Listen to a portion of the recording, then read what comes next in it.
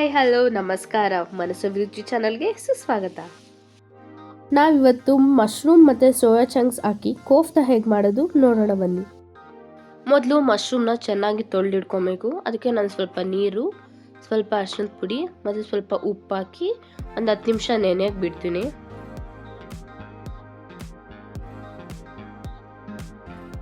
ಅದಾದಮೇಲೆ ಒಂದೊಂದೇ ಮಶ್ರೂಮ್ ತೊಗೊಂಡು ಚೆನ್ನಾಗಿ ತೊಳ್ಕೊಬೇಕು. ನಾನಂತೂ 4-5 ಸಲ ಅವರು ತೊಳಿತೀನಿ.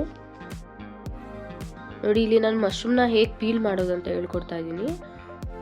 ಮಶ್ರೂಮ್ ಪೀಲ್ ಮಾಡೋದು ತುಂಬಾ ಈಸಿ. ಒಂದೊಂದೇ ಎಳೆ ಬರುತ್ತೆ, ಸೊ ಅದನ್ನೆಲ್ಲ ತೆಗೆದು ಇನ್ನೊಂದ್ಸಲ ನೀರಲ್ಲಿ ತೊಳೆದಿಟ್ಕೊಂಡಿರಿ. ನಾನು ಮತ್ತೆ ಅಷ್ಟು ನೀರಲ್ಲಿ ಕೂಡ ತೊಳಿತಾ ಇದ್ದೀನಿ.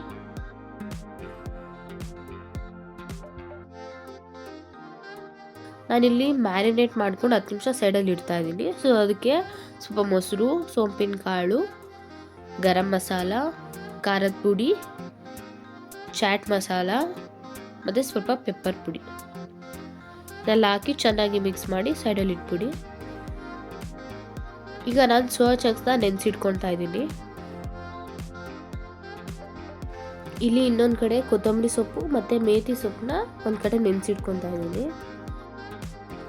ಈಗ ರುಬ್ಕೊಳ್ಳೋಕ್ಕೆ ನಮಗೆ ಬೇಕಾಗಿರೋ ಪದಾರ್ಥಗಳು: ಈರುಳ್ಳಿ,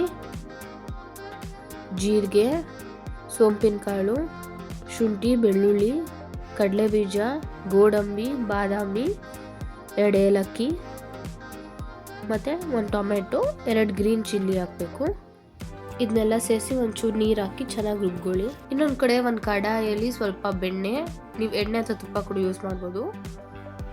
ಬೆಣ್ಣೆ ಕಾದ್ಮೇಲೆ ಸ್ವಲ್ಪ ಸೋಂಪಿನ ಕಾಳು, ಕರಿಬೇವು, ಚಕ್ಕೆ ಹಾಕಿ ಈಗ ಜೀರಿಗೆ ಹಾಕ್ತಾ ಇದ್ದೀನಿ. ಇದೆಲ್ಲ ಘಮ ಬಿಟ್ಮೇಲೆ ಒಂದು ಸ್ವಲ್ಪ ಈರುಳ್ಳಿ ಹಾಕಿ ಚೆನ್ನಾಗಿ ಮಿಕ್ಸ್ ಮಾಡಿ.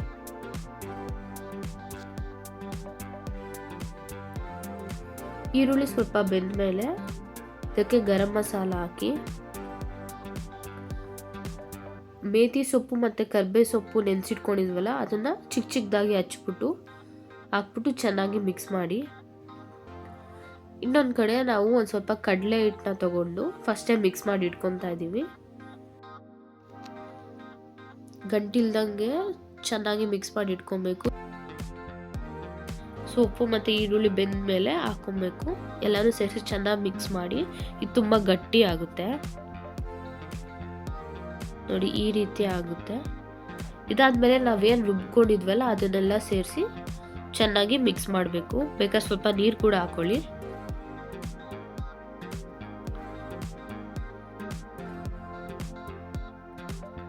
ಇನ್ನೊಂದು ಕಡೆ ಮ್ಯಾರಿನೇಟ್ ಮಾಡಿ ಇಟ್ಕೊಂಡಿದ್ವಲ್ಲ ಮಶ್ರೂಮ್, ಅದನ್ನು ಕೂಡ ಇವಾಗ ಹಾಕೊತಾ ಇದ್ದೀವಿ. ಚೆನ್ನಾಗಿ ಇನ್ನೊಂದ್ಸಲ ಮಿಕ್ಸ್ ಮಾಡಿ.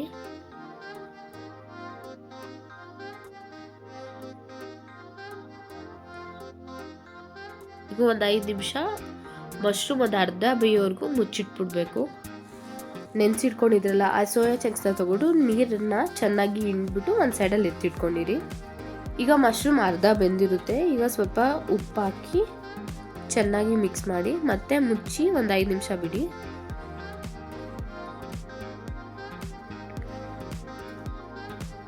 ಈಗ ಅದಕ್ಕೆ ಸೋಯಾ ಚಂಕ್ಸ್ನ ಹಾಕೊತಾ ಇದ್ದೀವಿ.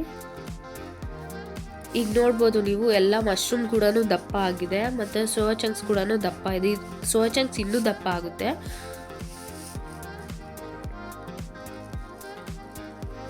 ಒಂದು 10 ನಿಮಿಷ ಇದೇ ಥರ ಬೇಯಕ್ಕೆ ಬಿಡಬೇಕು. ಸೋಯಾ ಚಂಕ್ಸ್ ಎಲ್ಲ ಚೆನ್ನಾಗಿ ಬೆಂದಿರುತ್ತೆ.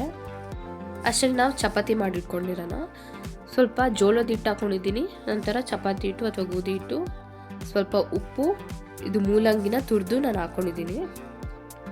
ಅದಾದಮೇಲೆ ಕೊತ್ತಂಬರಿ ಸೊಪ್ಪು ಮತ್ತು ಮೇಥಿ ಸೊಪ್ಪನ್ನ ಹಾಕ್ಕೊಂಡಿದ್ದೀನಿ. ಅದನ್ನೆಲ್ಲ ಚೆನ್ನಾಗಿ ಮಿಕ್ಸ್ ಮಾಡಿ ಗಟ್ಟಿಯಾಗಿ ಕಲಿಸ್ಬಿಟ್ಟು ಮೇಲ್ಗಡೆ ಸ್ವಲ್ಪ ಎಣ್ಣೆ ಹಾಕಿ ಒಂದು ಸೈಡಲ್ಲಿ ಇಟ್ಟಿರಿ. ಒಂದು 5 ನಿಮಿಷ ಬಿಡಿ. ಈಗ ಮಶ್ರೂಮ್ ಎಲ್ಲ ಮತ್ತು ಸೋಯಾ ಚಂಕ್ಸ್ ಎಲ್ಲ ಕೂಡ ಚೆನ್ನಾಗಿ ಬೆಂದಿರುತ್ತೆ. ನಾನು ಇದ್ರ ಮೇಲೆ ಸ್ವಲ್ಪ ಹಾಲು ಹಾಕ್ಕೊತಾ ಇದ್ದೀನಿ. ನೀವು ಬೇಕಾದ್ರೆ ಫ್ರೆಶ್ ಕ್ರೀಮ್ ಕೂಡ ಹಾಕೊಬೋದು. ಈಗ ಚೆನ್ನಾಗಿ ಮಿಕ್ಸ್ ಮಾಡಿ.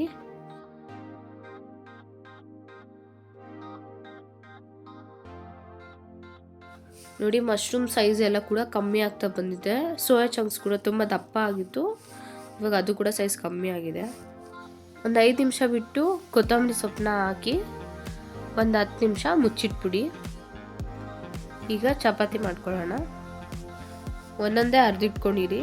ಈಗ ಹೆಂಚ್ಕಾದ್ಮೇಲೆ ಒಂದು ಸ್ವಲ್ಪ ನೀರು ಮತ್ತು ಸೊಪ್ಪು ನಾವೇನು ಹಚ್ಚಿಟ್ಕೊಂಡಿದ್ವಲ್ಲ ಅದನ್ನು ಹಾಕಿ ಚಪಾತಿನ ತವಾಗೆ ಅಂಟಿಸ್ಬೇಕು. ತುಂಬ ರೋಸ್ಟಾಗಿ ಗಟ್ಟಿಯಾಗಿ ಚೆನ್ನಾಗಿ ಬರುತ್ತೆ, ತಿನ್ನೋಕೆ ಸಾಫ್ಟಾಗಿರುತ್ತೆ, ಬಟ್ ಮುರಿದ್ರೆ ತುಂಬ ಗಟ್ಟಿಯಾಗಿರುತ್ತೆ. ನೋಡಿ ಈ ರೀತಿಲಿ 2 ಸೈಡ್ ಚೆನ್ನಾಗಿ ಬೇಯಿಸಿ. ಬೇಕಾದ್ರೆ ನೀವು ಸ್ವಲ್ಪ ಬೆಣ್ಣೆ ಕೂಡ ಹಾಕೊಬೋದು.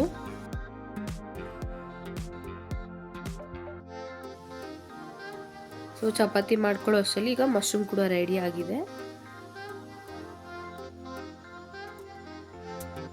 ನೋಡಿ ಈಗ ರುಚಿಯಾದ ಚಪಾತಿ ಜೊತೆಗೆ ಮಶ್ರೂಮ್ ಮತ್ತು ಸೋಯಾ ಚಂಕ್ಸ್ ಕೋಫ್ತಾ ಸವಿಯಲು ಸಿದ್ಧ.